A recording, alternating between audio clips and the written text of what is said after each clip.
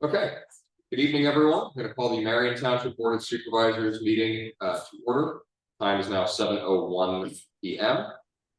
The first item on the agenda is, as always, the Pledge of Allegiance. I ask everyone to please rise. Pledge of Allegiance to the flag of the United States. And to the republic which stands one nation under God, indivisible, with liberty and justice for all. For anyone interested, there is masks and hand sanitizer up in the front. As always, the meetings are recorded for audio and video, and then we ask you please silence your cell phones so we start the flow of the meeting. First item is the Comcast franchise renewal hearing. So, Colin, I'll turn it over to you to get that underway. All right, good evening, everyone. This is the date and place for the hearing on whether the township will renew the cable franchise agreement with Comcast of New Mexico, Pennsylvania LLC. Before I open the floor to any public comments on this matter, I do have a few administrative issues to address. First, let the record reflect that there are no representatives from Comcast here tonight. Second, I will need to enter some exhibits into the record. Township exhibit number 1 is the public hearing and enactment notice. Township exhibit number 2 is the affidavit of publication of that public hearing notice in the Red and Eagle on December 14th, 2023.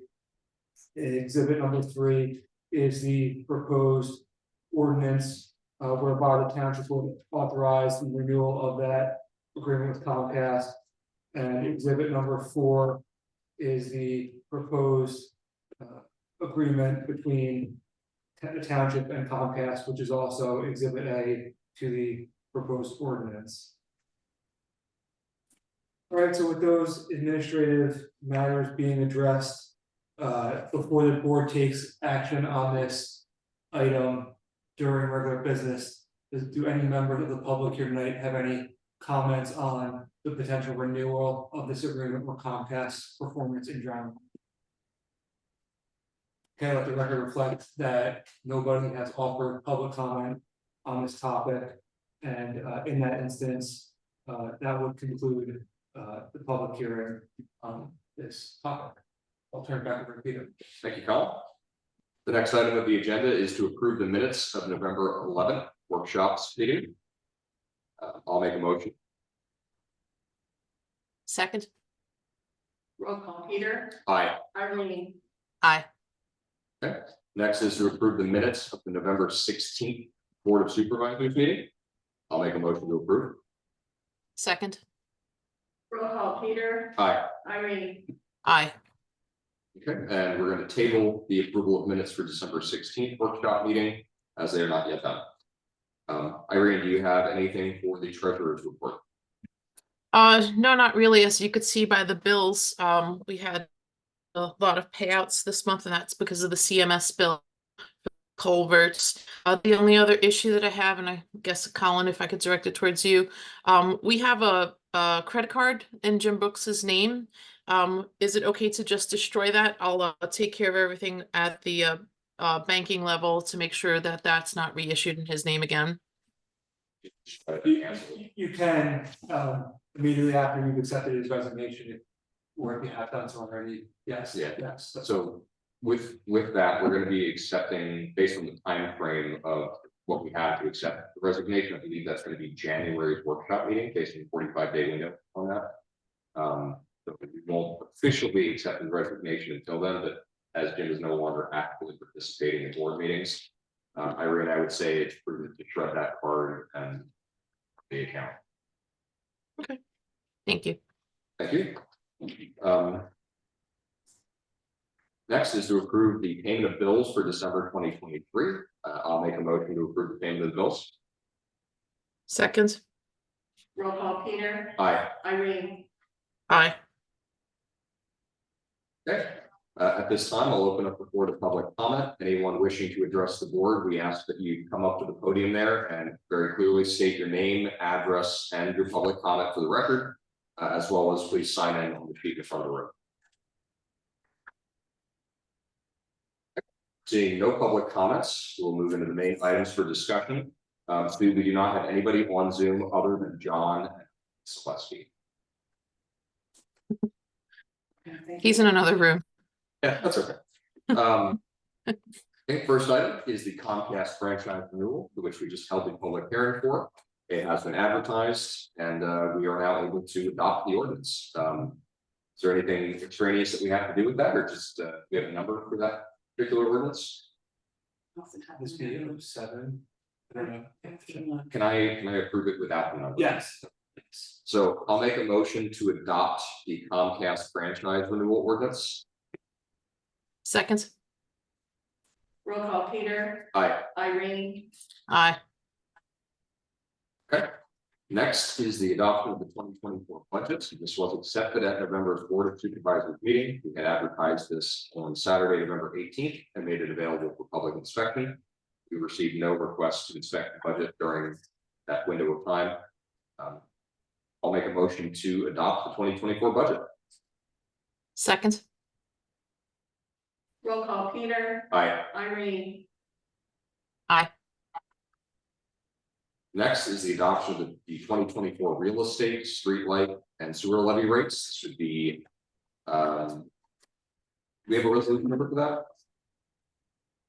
I'll just, in the absence of a resolution number, I will. Is it? So, okay, that one is right, 2023-11. Okay, I'll make a motion to approve resolution 2023-11, which sets the real estate tax at 2.75 mils, street light at 65 cents per front footage, and the sewer levy at $50. Second. roll call Peter, Aye. Aye. Irene, item number 4 Aye. is actually, yeah, you're good. Of the police report. Yeah, no, item number 4, we're gonna skip, that's gonna be part of the administrative session. Next item is the Dutch Valley Food Distributors Landscaping Plan. Dave Neese with Dean and Sons will be checking with Dutch Valley to see if they will agree to putting in slats in the fence instead of putting trees up, and get the acknowledgement from the neighbors. So until we hear back from them, that's gonna be kind of I'll say an agenda item. In similar fashion, Dutch Valley Food Distributors is asking for a reduction in the letter of credit. This is reduction for 2. And this would be for the reduction in not putting the trees in. So until we have that confirmation about the fence and et cetera, we could not approve this. At 5:37 is the next item on the agenda. We don't have our friends from Pagerly here tonight, but the recap that we got from them is that Joe Valdez is going to be making some changes to the special study for our input.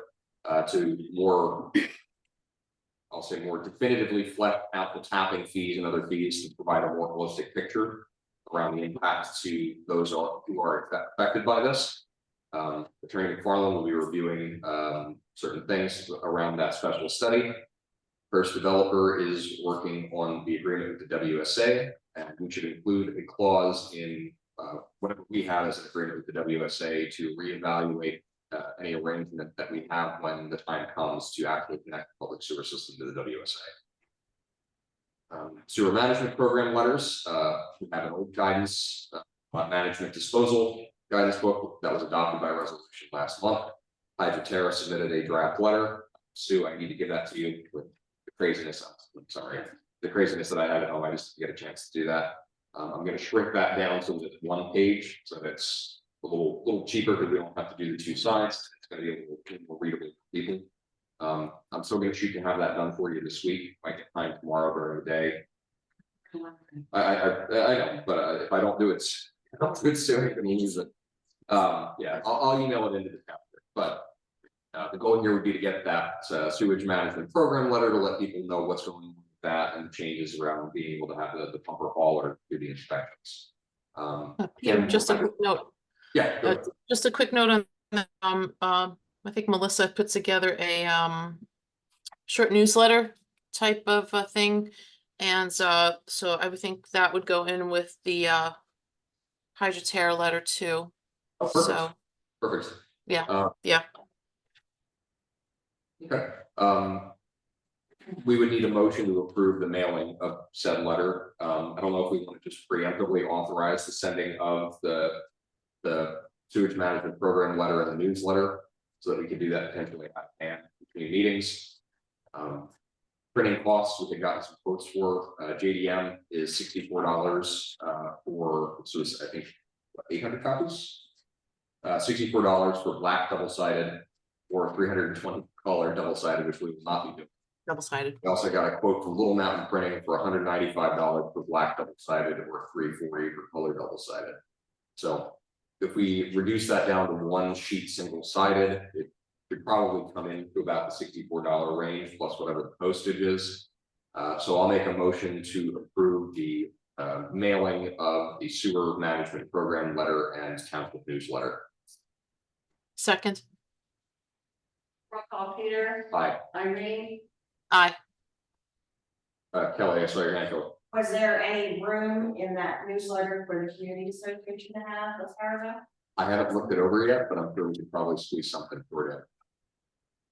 One of the things, Kelly, that I'd like you guys to do, and I kind of alluded to this before, is in 2024, let's get connected up, or we'll get snapped in with some of the new office staff, and let's get a page set up for you guys on the website. That's the MTCA stuff. That way we can put some of that stuff out there, and when we send out a newsletter, we can say, you know, here's a couple of quick things, but be sure to check out the website for more info about the community association. That way we don't have to take the big bundle of stuff and try and condense it down into like one or two. Right, a lot of people don't use. Yeah, but I mean, we'll get the key points across, and we can kind of give more people Yeah. more stuff. Okay, What's that? probably, we just got to finish writing it, I'd say sometime mid-January. Yes, just a newsletter, and it'll go out. Okay, so it's on me partially. Okay. I gotta do a couple of tweaks and revisions, like I said, and then we'll get that mailed out. Sometime between now and, Next meeting. yeah, sometime between now and the next meeting. If there's anything that you specifically would want to highlight coming up, let me know, and I'll make sure that we work it in there. If there's like a specific key date, one or two key dates, or you guys are gonna be doing, it's not the right time of year for a community picnic, but that sort of thing. We can work that in there for sure. Moving on to the next item, the sewer management, also in kind of the vein of that, this was the other grant request, but it was the 2023 Palisades statewide program grant that we had submitted on behalf of the Falcon Police Department and on behalf of our own EMC for some supplies. This was successfully submitted on the 30th, and I don't believe they award that until sometime In the spring. I was gonna say, I'm gonna say it's Q2 of 2024. So we'll keep that on the agenda and cross our fingers and get it. Same thing with the other LSA grant that we submitted. It's gonna be sometime early-ish next year that we should hear some hopefully good news on that. We also need to work on scheduling the town hall meeting to go through some of the bigger agenda items with the community. Predominantly the Act 537. Joe Valdez had suggested that we wait until January, but really we need to wait until the special study is done and we can have a more accurate picture, especially around finances. So nothing further on that, but we'll have to keep in communication on what everybody's calendar looks like for January and February.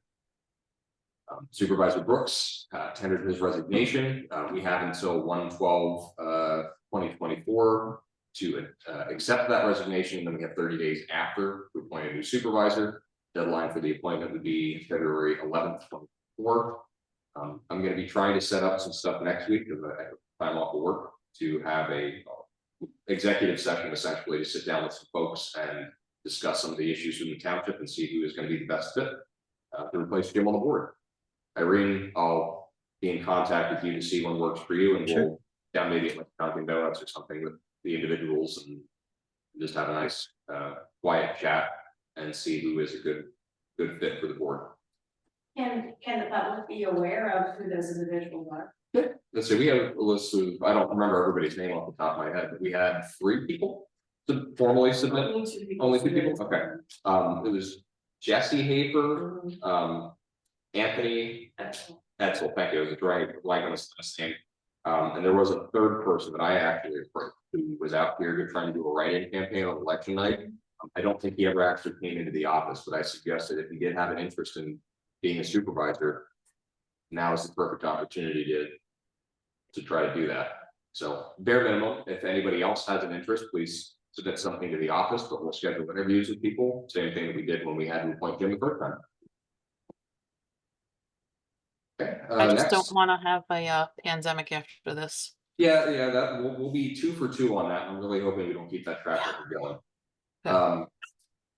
Next is hiring road crew. Butch, Dave, and Sue interviewed a gentleman by the name of Carl Liptak, and that they recommended that we hire him. I wouldn't mind talking to him, but I trust implicitly in the collective judgment on that. I'm assuming he knows it's part-time, the benefits. He works for Lowell's or he wants extra hours. Oh, okay. Irene, do you have any objections to that? None whatsoever. Okay. I'll make a motion to hire Carl Liptak on the road crew. Second. Roll call, Peter, Aye. Irene, Aye. Okay, next item is the Stone Group. They've placed a request for reduction of bond. This is number 1010202. The request is a release in full of the amount of $98,961.61. Colin, do you know offhand what? did that, we are talking today, he recommended that we wait on this, and ICC was, having the same opinion. Apparently there's some things that needs to be done yet. Yeah, that was I had 2 questions predominantly. What's the release actually specifically for? And I didn't see it in his engineer's report. Unless I skipped past it. But the big question is what's it for, and did they actually do it? So if we don't know, we don't have a truck here, we're just gonna table that item. And Yeah.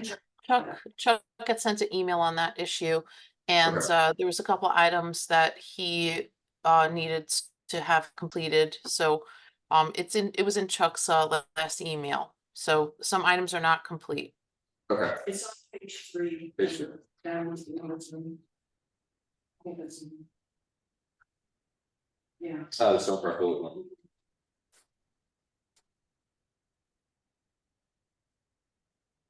We should tell them, well, obviously they have to correct the things, but we should tell them they have to fix that wild need as part of this. On their attention on that one. Okay, next is the MTCA storage trailer lease agreement. Trailer was placed on 12/12. We have received all of the exhibits. The lease just needs to be signed. Colin, do you have a copy of that with you tonight? I don't, but you can authorize the execution, I can get you. Okay. Updated copy with the correct date. I'll authorize the execution of that lease agreement. I'll make a motion to authorize the execution of that lease agreement, I should say. Second. Aye. Irene. Aye. Okay. Next item is the MTCA has placed a request for reimbursement for the trailer bed. Kelly or Don, do you want to come up and tell us a little bit about what's going on with that? Because I thought that whole situation was getting donated. It was, I have no. Sorry, we can hear you on the recording. Thank you. Thank you, Don. Don Height, 41 Main Street, Southburg. Yes, it was donated by the gentleman that made the pad. Did you know anything about Yes, Go ahead. Kelly Cox, 541 Rich Road, Richmond. The paperwork that I had sent to the township was regarding the, like landscape work that was done for the project, not for the actual trailer bed. Okay. There was a proposal given, from Alldire and the excavation work that was done, that we were requesting to come out of the MTCA 2023 budget. Okay, so my, again, kind of follow-up question on that is, I thought all of that, like the placement, the trailer, I thought that was all donated. No, No? the trailer was donated, Okay, but the excavation work was not all donated. as a question, did you guys know going into it how much that was gonna be and that it was gonna cost you guys? We looked into how much it was and we could afford. Irene, what are your thoughts on this? I'm not in favor of the trailer. I think it's already an eyesore in the park. I expressed my concerns at the prior meetings that I'm worried about what is going to collect in that trailer. And it needs to be inventoried routinely. I'm not particularly in favor of the reimbursement, but at the same time, they incurred a cost and we did pledge a donation to that organization. Yeah. So if I may, and Irene, stop me or correct me if you think counter on this. I'm okay with approving the reimbursement first and foremost, but what I'd like to see from the MCA is a plan on just a little bit of dress up work on that.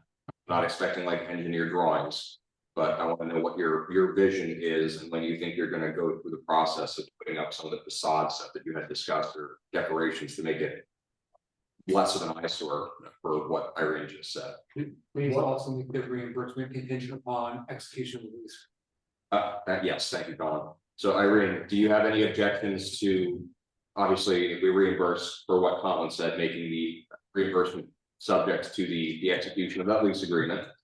And then also requiring the MTCA to give us a written plan within the next 6 months of what their beautification process is going to be for that trailer. Yes, I can agree to that. I guess I just want to let them know if we are to do a new building, that will have to be moved. As a big project would encompass the park area as well. So obviously it's not a permanent structure, but at some point that will need to be moved if and when we go ahead and do the new building in the park. Yeah, and with that said, just to kind of add a little bit on that, there's going to be potentially moving and shifting of things. The park is still going to be what the park is, but one of the things that we had discussed was actually building something, a proper like storage building for park stuff. So that may be a situation where that doesn't have to be there as a long-term solution. You wouldn't necessarily have the same lease agreement. We would be looking at potential permanent replacement.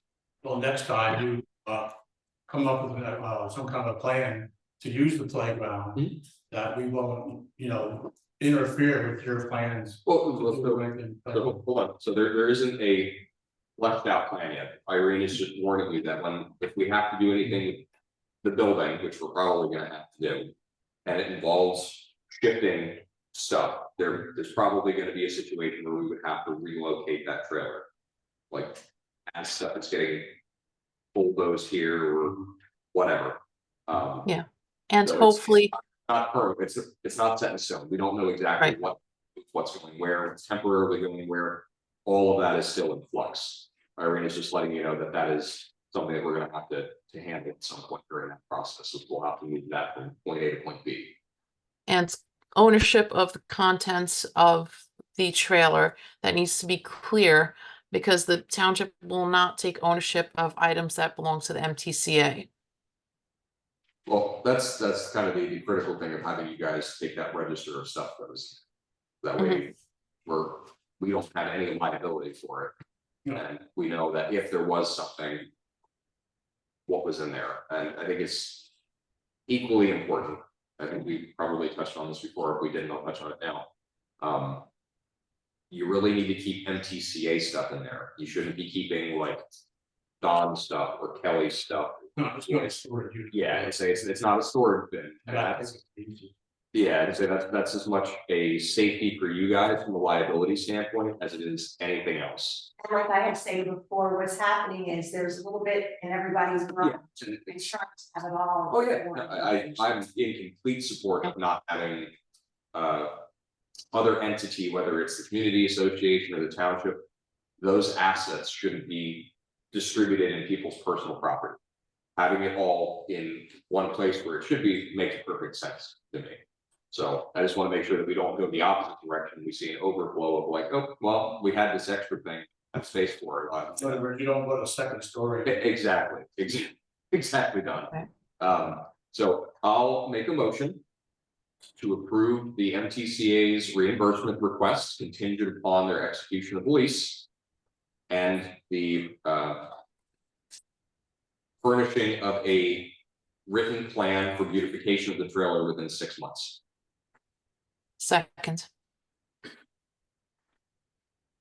Well, as far as the lease, that's supposed to be.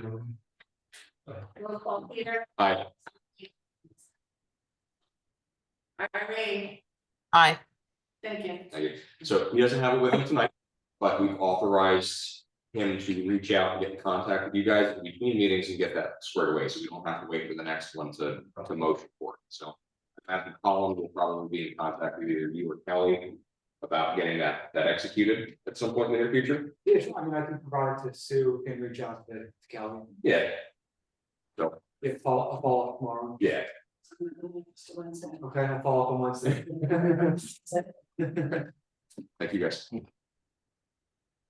Okay, the next is the proposed short-term rental ordinance. A draft is being prepared and a motion is needed to approve. A resolution would be required to set the fees.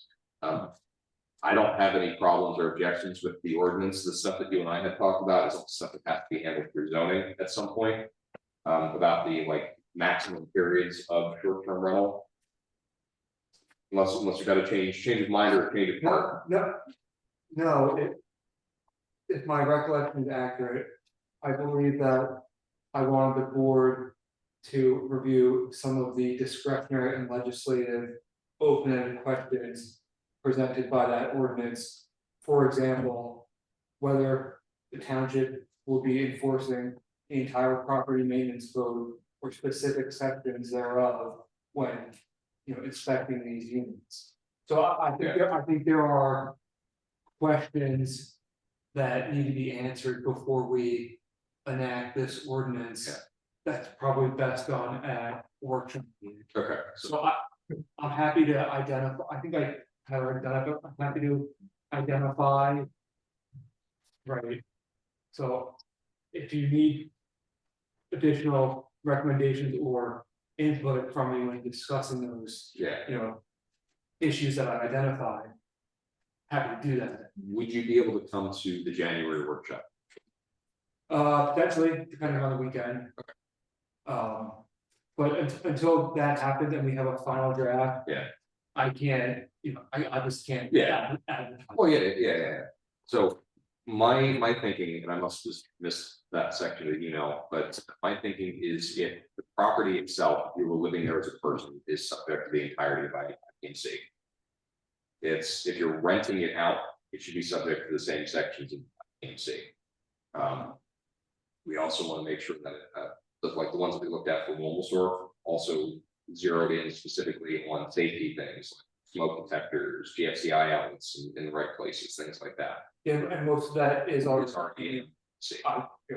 Yeah, so Irene, are you kind of in the same vein of thinking that if you are renting out a property, it should be subject to the same or potentially more stringent requirements around safety and maintenance than somebody's personal property? Yes. Okay, so we'll chat with you more about that, but that's kind of where I think the view of that is. Yeah, I know that we also had some deliberations on setting the threshold for what constitutes a short-term rental.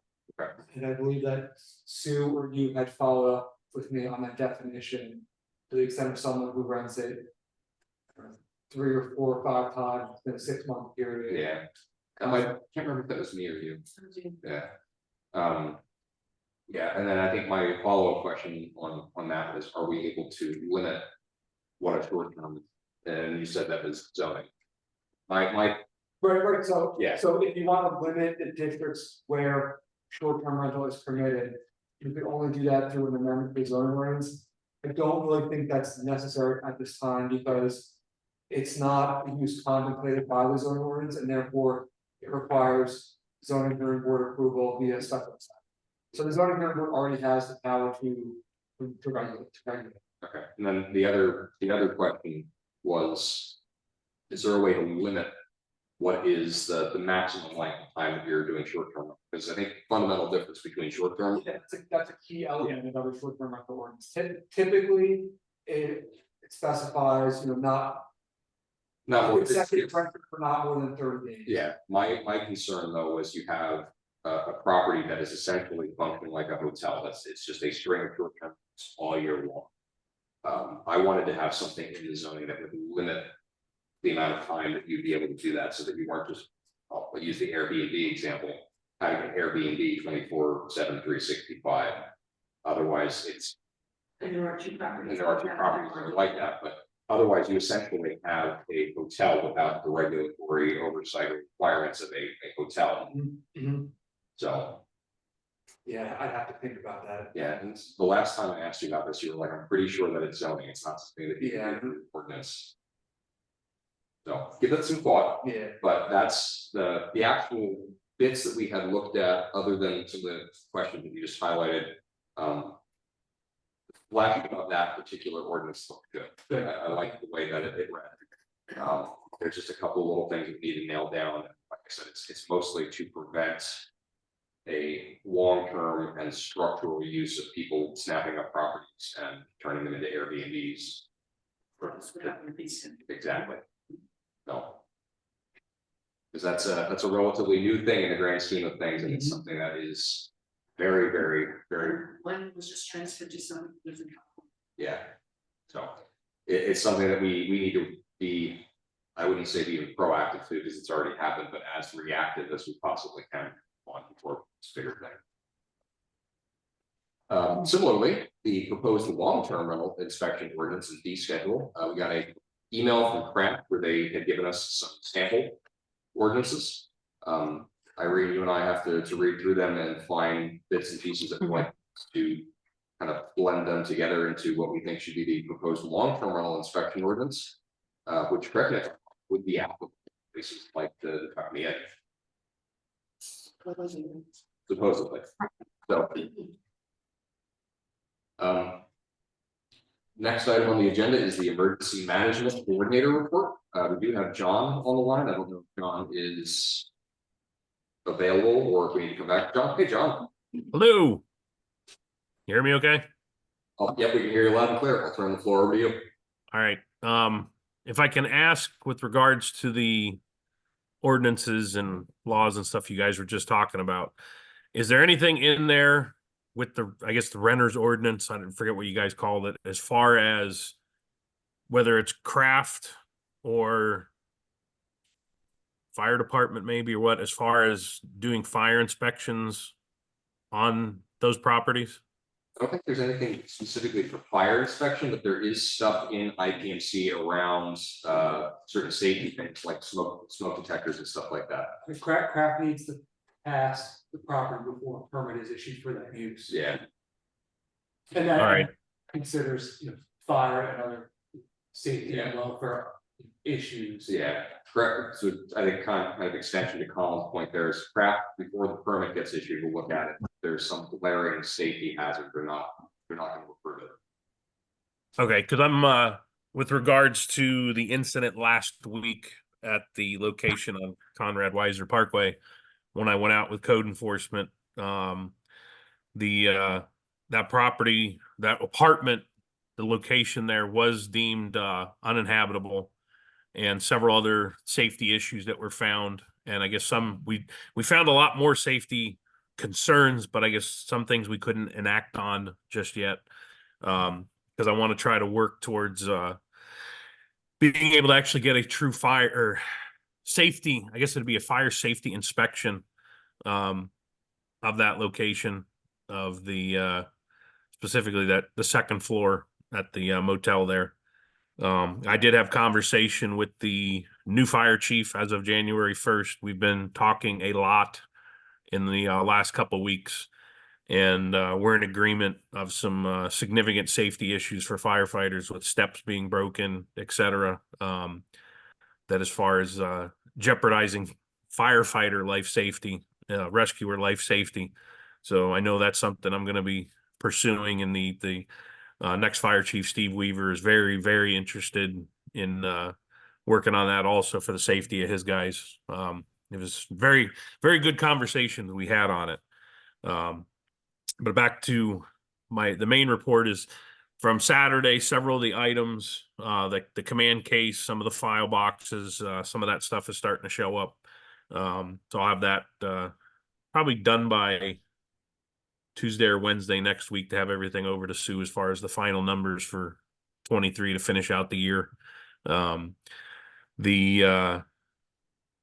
don't want to get too much into that incident, but because I know somebody might have some questions, but on I think between some HIPAA laws and whatnot. I don't want to get into too much detail on that person, but she was taking care of the patient that we had. I was there with the fire chief, police department, Newmanstown EMS was the EMS agency that was here. And let's just say we worked quite a bit, and I had to contact some other county agencies to get involved. So it was Thursday night and Friday. The Department of Aging, Mental Health Department, several different things to get involved to get everything to happen, but I think it all came to a good outcome. The fire training meeting that I was supposed to have last night, I obviously canceled because I'm not going to get everybody sick. We moved that to the first week of January, and all the fire departments that are adjoining Marion Township, as well as Marion, are all very, very interested, and everybody's already got some good ideas. We're really going to ramp things up for fire rescue training with Marion and our neighbors. It feels real good about what I'm thinking the future is going to hold for us here. And I spoke to another officer up in Raricksburg. They're actually going to be doing the same program. We're going to try to do it jointly, so we can double the amount of training available to us. I'm gonna say there's 9 or 10 fire departments involved with it, because we have minimums we have to have for each class, and no one fire department can meet those minimums by themselves. So joining together, we're going to be able to complete a lot more training. We're already getting instructors lined up. Some of the mandatory hazardous materials training, awareness level, operations level, all the things that we have to have under workers' comp laws. And then probably a review with the fire department in January on insurance, stuff like that. I think we'll have getting lined up between the fire company and the township, see if there's some ways to save some money in there, among other things, and hopefully increase the coverage of the firefighters. 'Cause I remember a couple months ago I brought up about the heart and lung that isn't covered by the current program. That another fire department next to us had a firefighter have a heart attack, and after the initial ER visit, nothing was covered by the workers' comp insurance because they didn't have the rider for the heart and lung that I know usually when you see career fire departments have that in with their contracts and whatnot. Basically, our guys aren't covered. So I want to say I think it was $3,500 additional on the insurance for the firefighters to get all that covered.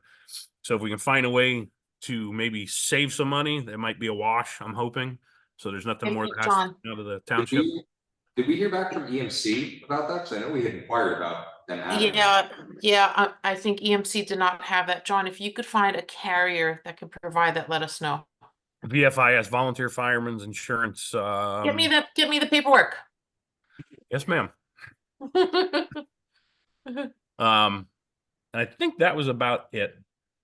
Other than to say the least, I am excited about the future here. The relationships between as far as the township, the fire company, the police department, because some of the classes we have talked about is the fire police training that they have to have, and then the fire or the police department can actually use them because then they'll be certified. You guys have to swear them in, appoint them, and all that kind of stuff. There is actually a lot of laws involving the fire police, and Chief Weaver is, to say the least, interested in doing everything right. So I'm happy. Excellent. All right, I'm done. Sorry. No, thank you, John. I hope you feel better too, by the way. I've been banished to the basement here, and Irene's above me. I can hear the chair going back and forth above me. So I could hear him through the floor. You couldn't talk. Sorry. Yeah.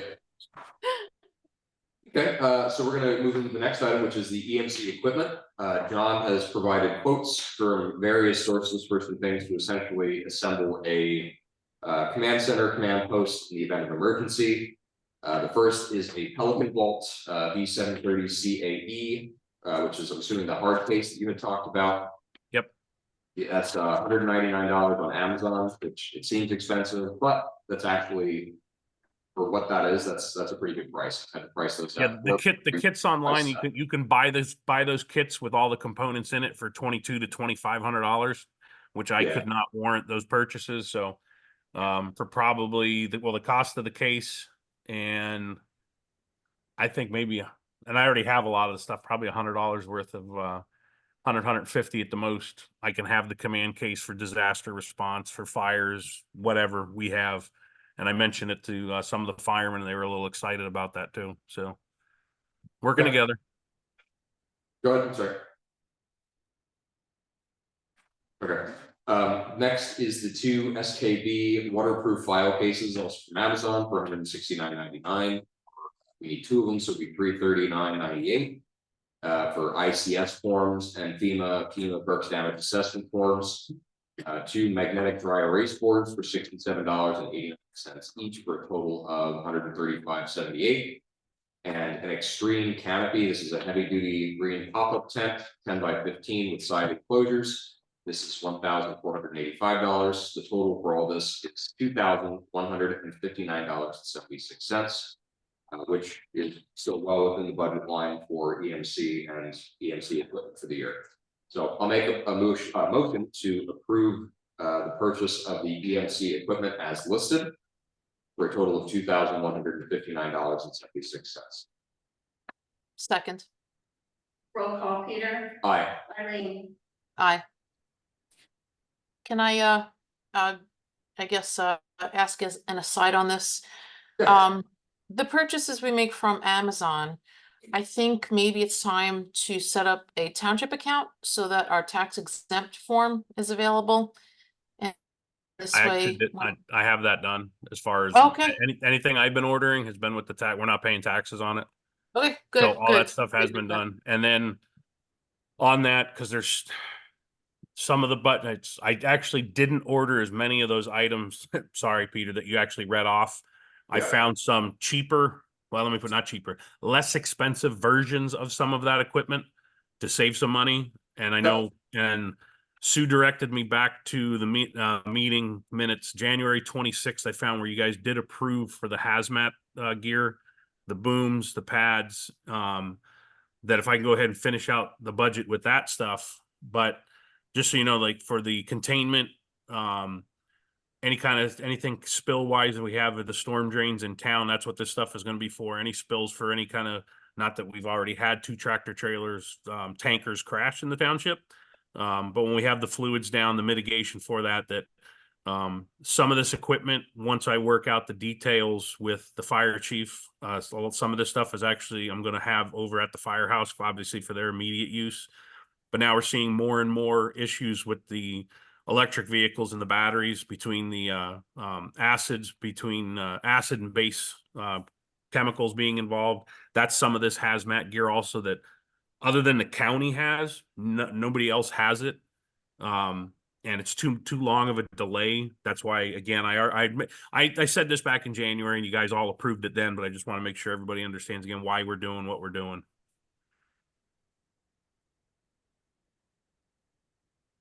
Okay. Yep. Thank you. Next item is the Berks County Public Works Association. There's a notice for the 2024 meeting dates. First meeting's in January on the 10th. The registration opens, I think it's actually open now, and it's open until January 3rd. Okay.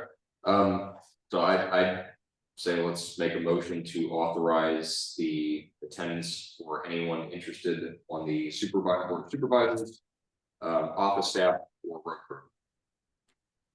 Second. Yes. Irene second, Mhm. Peter, Aye. roll call, I'm sorry, Peter. Aye. Irene, Yes. Next is the culverts and related site improvements on Marion Drive North, Sheridan Road, Marion Drive South, and the paving and guide rail improvements on Reichert. Everything is completed. A motion was made at last month's meeting to accept the change order number 2 and execute payment. We're waiting on the final application for payment from CMS. Otherwise, they're all done. And personally, I think they look fantastic. They did a very, very good job on all. For 2024 road projects, road crew is active in roads and so far has suggested us reviewing Sheridan Road south from Wayne Penn Boulevard to Lebanon County, Sheridan Road north from Wayne Penn Boulevard to School Road, and Stoutsburg Road and Wintersville Road. Chuck had some notes in his report that there are potentially some alternatives to doing a full depth reclamation on Sheridan Road, the 2 sections of Sheridan Road. He'll be providing some of the details on that, but we may be able to do this without having to look at doing the $500,000 per mile type of work. So we'll fit that in based on budgets, but we're also going to be looking at doing some small spot remediation and seal coating on some of the other roads that are in decent shape, but we want to keep from getting worse. One of the other things that we need to look at and chase grants for, just as an open item, is there are a bunch of work culverts in the area that are not to the point of absolute failure, but they need some love, need some attention. There's 2 that I know of implicitly off of Canal Road. One of them is in terrible by my house and by Mervin's house. That's been a problem for years, and then there's the other that's further down the road by the log cabin house. That one is still structurally sound to the looks of it, but I'm not sure how much longer based on the kind of flooding that we get. So that's something that we'll have to maybe look at for dirt and volume or dirt and load grants next year. Talk to Dean and see if there's anything that really piques his interest on that, and it would be a good candidate for getting that funding. Butch, On Wintersville, step one up. on Wintersville Road, half a mile down from the crossroad. The road's breaking away there. If we have to do something on, if we want to redo Wintersville Road, you know, with a topping or something, you want to look into that. And is that section that you're talking about, is that like a situation where we'd have to put a retaining wall in, or is it like We should. Okay, do me a favor, make sure you pass that along to Sue, so Sue can get that in writing, and I'll talk to Chuck. Looking at that section of road. The water's actually Yeah, running under the road, and the road's gonna break in. yeah, we need to do something about that then. Okay, let's add that to it. Okay, equipment repairs. We had the little truck go into body shop because there was rust around the cab, the top of the cab. Originally, we thought it might just be the windshield that needed to be replaced as part of that, but as it turns out, the damage to the cab of the truck is substantial, and they actually have to replace it. It's a quoted amount of $3,251.30. It's over at John Wenzel Body Shop, and we motioned at the workshop meeting to approve that, along with the purchase of additional carbide shoes. 6 of them for on the snow plow, totaling $660. We actually have a bill for those, and they're $329.16. So we're slightly under. Okay, that's good. It's a pleasant surprise. Okay, less. Yeah, I'll take less. You don't often get less costs. Next item is the signs and signposts. We made a motion at the workshop meeting to approve the purchase of 4 directional 30 by 30 signs for $60.50 each. 3 faced speed limit 35 mile per hour signs for $25.70 each. 5 new 35 mile per hour signs for $50 each. The total for all that was $581.10. And we also made a motion at the meeting to approve the purchase of 25 complete post kits, which includes a 10-foot post, receiver, and all applicable hardware. These were $62 each for a total of $1,550. We also purchased 5 ground post receivers for $19 each, for a total of $95.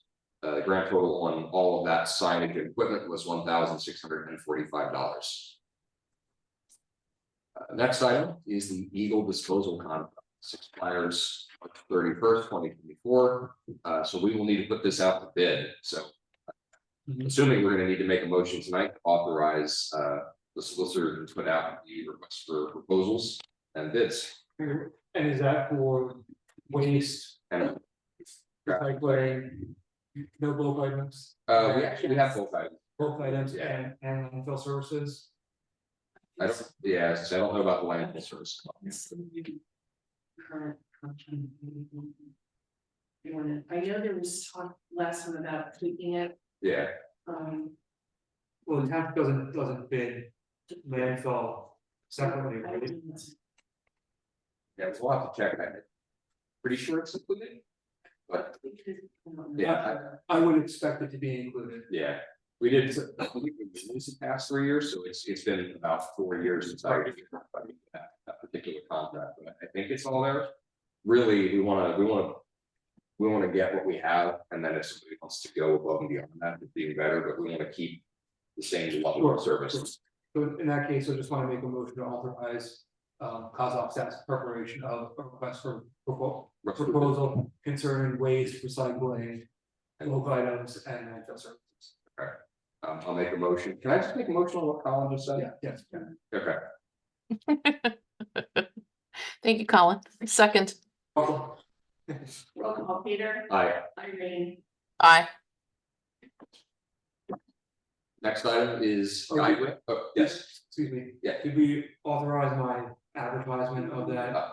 I'll make a motion to authorize the advertisement of the prepared request for bid around trash and disposal services. Second. roll call, Peter, Aye. Irene, Aye. Thank you for pointing that out. Sure. Next is the guide rails. Engineer Hess suggested that we prioritize William Penn Boulevard. I don't think we're gonna get that done this year, seeing as we have about a week and a half left in the year. We will have to talk to the engineer about how the inclusion of the William Penn Boulevard along with Hickory Road and Bollinger Road will impact the bidding threshold for 2024 work. He will be getting us estimates to determine whether or not this is going to be a public bid situation. And we will also initiate the PA1 call on our behalf. The extension of the stormwater pipe along Marion Drive and Main Street. We're still coordinating with UGI, but the project is slated to continue sometime during the spring of 2024. That will address the stormwater situation we have there that periodically results in flooding along some of the properties on Main Street. Next two items we're actually to skip because of the engagement of legal counsel by the other party. So we will not be discussing along the road. I will have an update on the executive session. Thank you. Next is the Western Berks Joint Zoning Ordinance. This is the section 403 amendment about the keeping of pets and small domesticated farm animals. We have not had a meeting of that forum and we're waiting to have that scheduled. They haven't set dates for if they're gonna have that in January, but we'll see. If not, we'll just keep on keeping on. Zoning hearings, we had two, if I'm not mistaken, we had 4050 Conrad Wyver Parkway and 158 Smoltz Road. In a matter of the 4050 Conrad Parkway, they requested a variance, which was approved with conditions. The property is being sought to reopen as a used car lot, which is in town center, where used car lots are not a permitted use. I'm actually kind of surprised they approved that, but we'll see. The zoning hearing for 158 Smoltz Road was also approved. that was for encroachment on setbacks. And that, yeah, I'd say that was super mundane. That was the encroachment on setbacks. Okay. Next, we received several donation requests. Yes. Before we move on. Yes. Peter. Does the township have any interest in appealing that? Hearing decision? That's, we might want to do that, because like my concern is they don't really have adequate facilities for anything. Like the building that's there is extremely small. There's no bathrooms, there's no, to my knowledge, there's no running water. There's a hydrant outside. Yeah, I mean, That is- yeah, yeah. That I'm not sure if this. I'm not sure if it's going to be an appropriate, acceptable, and safe use of that property for a number of reasons. So, Irene, what are your thoughts on that? Should we discuss? I'm shocked that it got approved. Yeah. So. So we at the hearing tonight, what was their basis for the? Well, I wasn't privy to the private discussion, but the What conditions, discussion? well, they always. Oh, sure. Zone right here, the board. Yep, of course. Well, I don't know. Let me see if I can find that page in the packet. I think there were 7 conditions.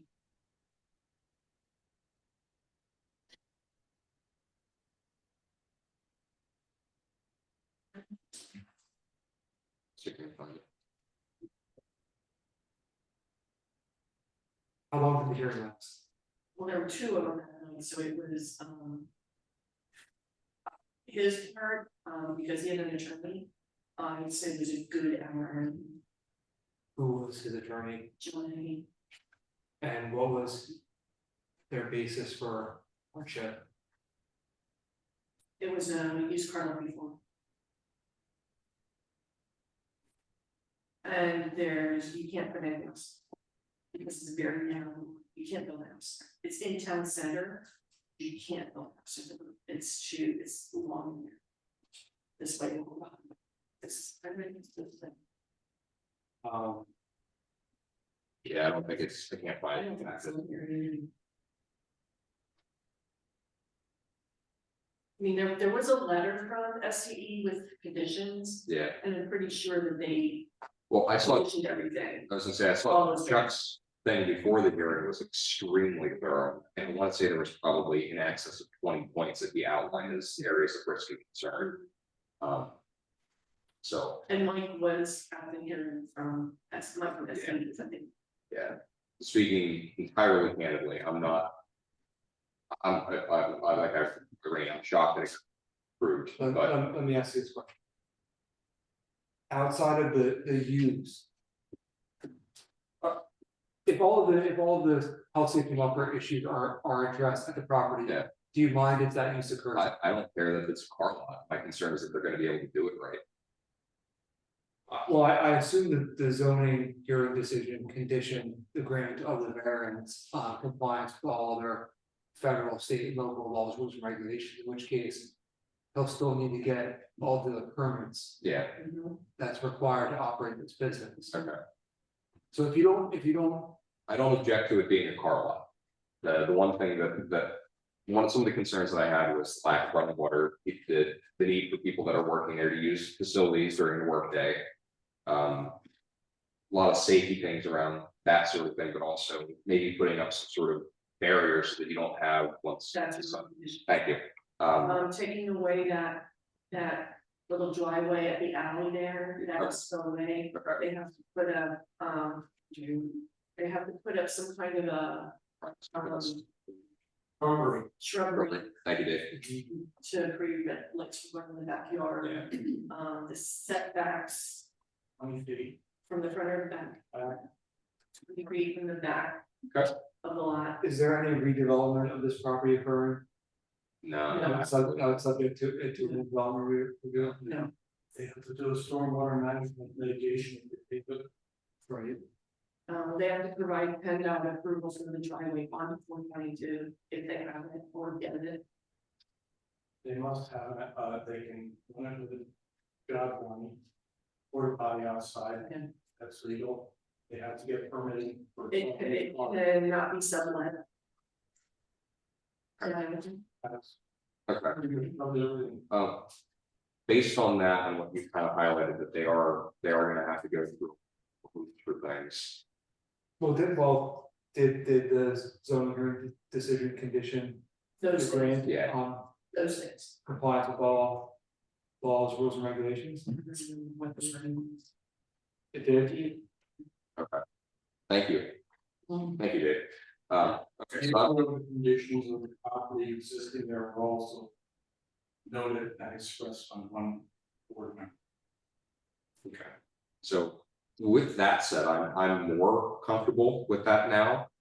Irene, I'm still surprised that Yeah, I wouldn't have won that bet, but The town could have had representation here, and it's noted that they did not.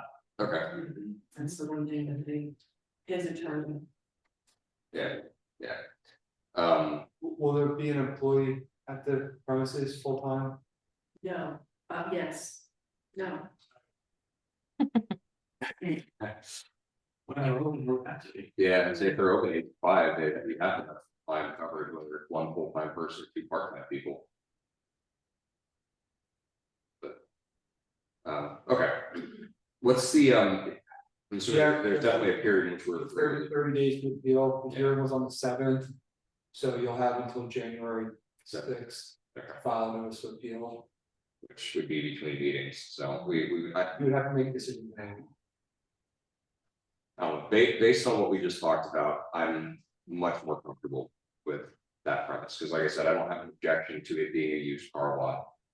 We have things like the noise ordinance in place and other things that are enforceable. It's just making sure that we don't create a nuisance or a blight for people that live adjacent to it.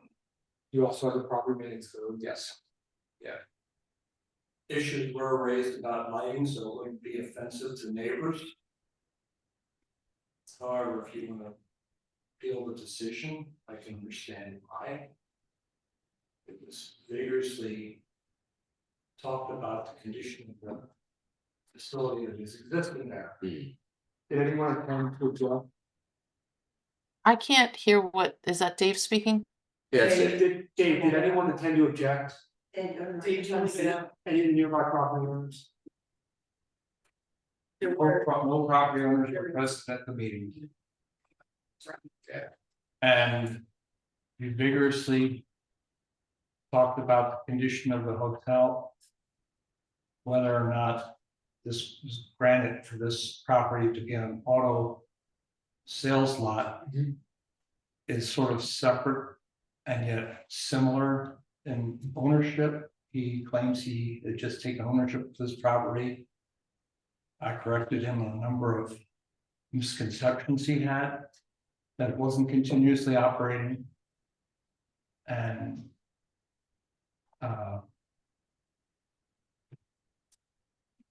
talked about, I think, without getting too detailed in our private conversation or mediation after the meeting, the fact that the township has to take responsibility for property code maintenance and rental agreements, rental inspection, if they really want to clean that up.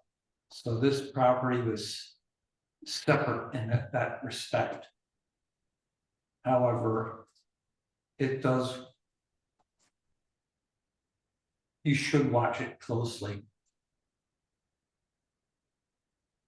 But we were unanimous after some serious discussion, including all the points about this. And as far as he saw no problems with it being a car lot. He didn't see any problems with hotels either. It's the management of them, and that's where the enforcement has to come from the township. So I hope that clarifies some without divulging too much of what we spoke about in private. It does, Dave, and that's in alignment with you guys, that I don't have an objection to use, I have an objection to potential and/or spots to be opening around. So, Irene, at this point, I'm of the mind to not challenge that decision, and we just have to make sure that they are held to the letter of what the requirements are around that. I agree. Is there anything you want to add to that additionally? I don't have anything. Perfect, thank you. We received donation requests from Helping Harvest, Berks Nature, primarily Berks County, and Wilmsdorf Community Library. We have a list of donations that we will be approving for 2024. Last year, we had approved the following amounts for 2023. Berks County Conservancy District or Conservation District, excuse me, for $650, Berks County Library for $50, Berks Nature, formerly Berks Conservancy, for $50, Center for Excellence in Local Government at Albright College for $100, primarily Berks County for $100, Wilmsdorf Community Library for $200, Helping Harvest Food Bank for $150, Wilmsdorf Fire Company for $150, and the Conrad Weiser graduation party for $50. That worked out well, and I'll make a motion to authorize or approve the donations, I should say, for 2024 under the same amounts for the same recipients. Second. Peter, Aye. Irene, Aye. Did we get a hard copy request from Conrad Weiser graduation party? no, we did not. Because I got one in my personal email. I'd like to point out that even if we have it approved, if we don't get a letter, we have to give it to them, even if it's Yeah. approved. Yeah, and some of these items actually usually don't trickle in till the beginning of next year, and I probably won't issue the checks till the beginning of next year. That's fine. Yeah. Okay, next item on the agenda is the professional services solicitation letters that we received. We got one from NCS Consulting for implementation of law enforcement consulting services. We don't have to do anything with that. I don't think it's necessary or needed. And then we have the 2024 fee schedules for professional services. We received fee schedules for system design engineering, Craft Municipal Group, Kozlov Stout. We are still awaiting the fee schedules from Keith Mooney for Barley Snyder. I do too. And we got one from Heather Terry. And so, chapters and, yeah. Okay, we will adopt those in January. Next on the agenda, which is the final agenda item, is the PSAT 2024 conference and exhibit show. This is going to be held on Sunday, April 14th through Wednesday, April 17th at the Hershey Lodge. Registration opens January 9th and can be done online. This is going to be for a cost of $199 per person. The motion will be needed to authorize anyone who will be attending the cost of mileage to be paid by Marion. Last year, we authorized any interested supervisors, secretarial and office staff, the treasurer, and the road crew to attend. I'll make the same motion for 2024. Wait. Yes. Adding EMC because there's stuff for John to do. Yes, thank you. Thank you. We had talked about it at the workshop meeting to that end. So I'll make the motion to authorize any interested members of the Board of Supervisors, the office staff, the treasurer, road crew, or EMC to attend the PSATS 2024 conference and exhibit show from April 14th to April 17th for a cost of $199 per person, plus any applicable mileage. Second. Roll call. Peter. Aye. Irene. Aye.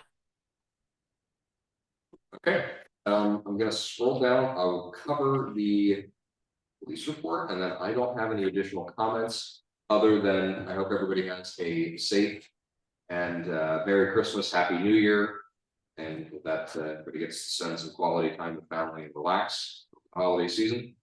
Kind of a belated happy holiday to those of the Jewish faith, or for the Hanukkah holiday that has Hanukkah's done, right? Yeah, okay. Otherwise, the December report for the police, it was not a terribly exciting month. There was more traffic stops than usual. There were 14 traffic stops and 18 citations issued. There was a total of 45.75 hours patrolled and 748 miles of Marion Road driven. So thank you again to our police officers who are just quietly there very frequently, help keeping everything safe. Irene, do you have any comments? Yeah, I just want to say thank you to everyone. Colin, Chuck, I know he's not there. Melissa, Sue, Val, and Lisa for coming on board, and I appreciate everyone's help. We couldn't do it without you guys, and thank you tremendously. I hope everyone has a wonderful holiday season and a happy new year. And if I don't get to see you before the end of the year, I hope it's a good one. So enjoy your celebrations. Oh, I agree. Oh, wait. Oh, wait. John's bothering me. He has a little bit more to say. Can I give him some time? John. Why are you stomping? It's like God yelling down at me. The first question I forgot to ask, Butch, did you get those cones on Canal that I had out? Brought him in today. Thank you, Mervin. Mervin brought him in, John. I don't know if you can hear. Okay, cool. And then one little project that I want, I guess I want permission from the supervisors to contact either Cub Scouts, Boy Scouts, or maybe an Eagle Scout project. Let's see if you guys, can you see this? Okay, I know it's backwards, but that's No. No, it's only backwards in your preview. We can see that it says don't. I'm always backwards, but that's a stencil that I would like to maybe see about the Cub Scouts or one of those groups at any of the storm drains in town. Try to get a little more awareness of people like dumping their motor oil down, and maybe even an Eagle Scout project that might be something they pursue, because I know I've seen other communities, they stencil that next to the storm drain inlets. And I think there's 5 or 6 of them in town. Dave, Butch, do you guys remember? Was it 7 of them maybe? The actual grates? Yeah. They're Butch is quietly nodding, so I'm gonna assume. Okay. But but I know before some you of go the too towns far, John, also is if there's curb line next to it, they actually have like a little sign there. And like that's what I was thinking, maybe an Eagle Scout project or something. Where they can, it's a little sign that says the same thing, but then, why we shouldn't be, dumping directly into the creek and stuff like that. I thought it'd be a cool project. Just to get, a youth organization involved with it. No cost whatsoever to the township as far as what, basically just need permission to pursue that. And obviously before we actually did anything, I'd present it to you. they're technically non-enforceable or is that technically enforceable? Because if you dump something down there, you'd be violating some already. Oh, pre-existing- EPA would be all over that. Yeah. DCNR, DEP. Yeah, we don't need a separate like ordinance or anything like that. We can speed signs, but yeah, I'm all for it. You just let us know what you need to help you do it. Let's do it. Yeah, I want to do it at no cost to the township. I already ordered the stencil. I'm paying for that. It's like $25. I paid for it myself. Sorry. Hi.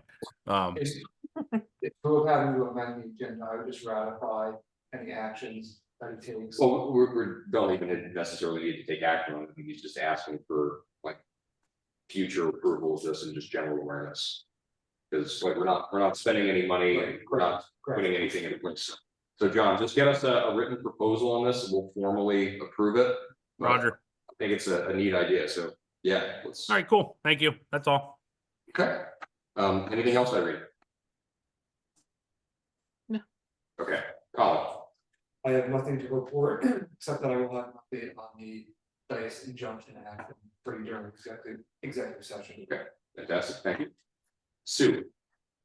Yes. Just what the legal disposal merged with AJ Kuznetsky, nothing will change except your bill. Everything's gonna be the same. Trash days the same. Rate is the same, billing cycle is the same, but your new bill will be coming from Kuznetsky. That is posted on our website. And the other thing is, Melissa Anita mentioned that the Civic Ready app, the notification app is all been set up. Okay. It's ready to be published. And then we'll be waiting for residents to sign up. She wanted to know if it's okay to make it public on the website. Yeah. That would be one of the things that's mentioned in the newsletter. Where on the website do you want us to put it? I would say let's make a separate page for it, but then let's pin it as the bulletin board items. So I'll give you guys a call or something, or like I said, I'm off next week, so I'll stop in. We can't make another button, can it? Does that have to be done by Civic? I think the actual button would have to be done by them, but there is a way to add that in one of the little like drop down menus. So like if you went to like. Or websites, school websites have it, like in, just as a banner, Yeah. like on that, like where our picture. Yeah. We're right under that. So Click on it. our little menu things, it would be like under the one big categorical things where you would just click on it, but I'm thinking, yeah. We got a phone call from her.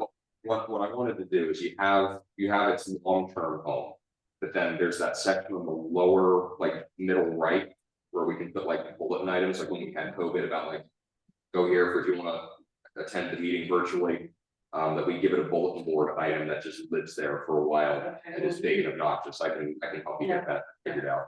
But we should have a place where it's archived for forever, how long it's needed, but then like I said, the obnoxious thing on the main page that hopefully gets people. Yeah, And then that just happy holidays. thank you, Sue. Any comments for you? Also, welcome to the team. Okay. If you're in the audience, so I won't pick up. Okay, so at this point, I'll make a motion. We're going to do an executive session after this. So I think that the proper process is this during the meeting for executive session, and then we'll close it out post. So happy holidays, everyone. Thank you. And Thank you. Hold on, are we adjourning now or adjourning now? Adjourn. Okay, I'll make a motion to adjourn. Second, Peter, Aye. Irene, aye. okay. Adjourn. Thank you, everyone.